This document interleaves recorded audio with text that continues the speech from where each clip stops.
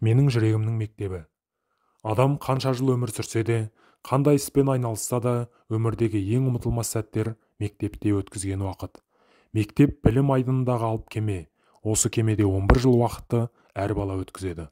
Сондай албырт сезіммен мен де мұғалім болуды өзіме арман еттім. Міне осындай арманның жетегінде сезімнің ықпалымен Панфилов ауданы Басқыншы ауылы Крылов атындағы орта мектепте тарих пәні мұғалімі болып еңбек жолымды бастадым.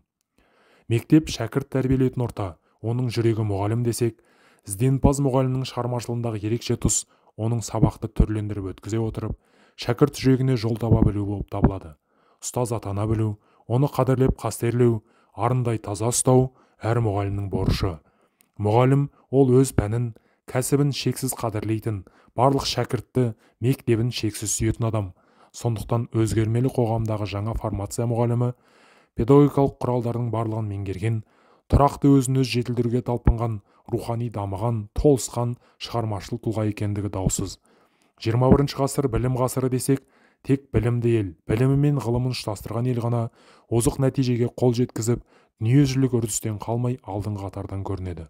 Ендеше жаңа дәуірдің күн тәртібінде тұрған мәселесі, оқытудың жаңа технологияларын қолдана отырып, сапалы білімді, саналы тәрбиелі, инабатты, ізденімпаз, жан дүниесі рухани бай, жан-жақты дамыған жеке тұлға тәрбиелеу ұстаздар қауымының басты парызы.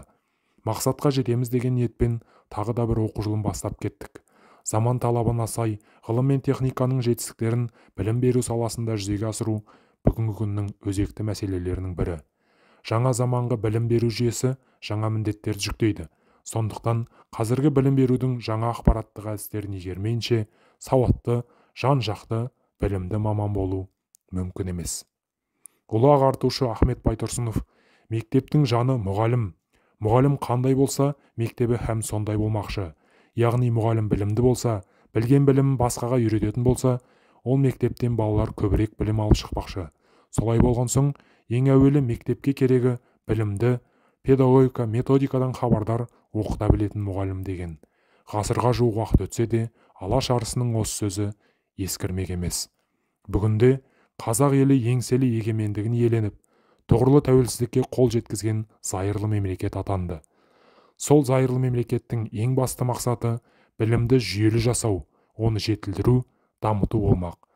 Білім жүйесіне үлес қосатын, саналы ұрпақ тәрбиелейтін ең басты тұлғаның бірі мұғалім.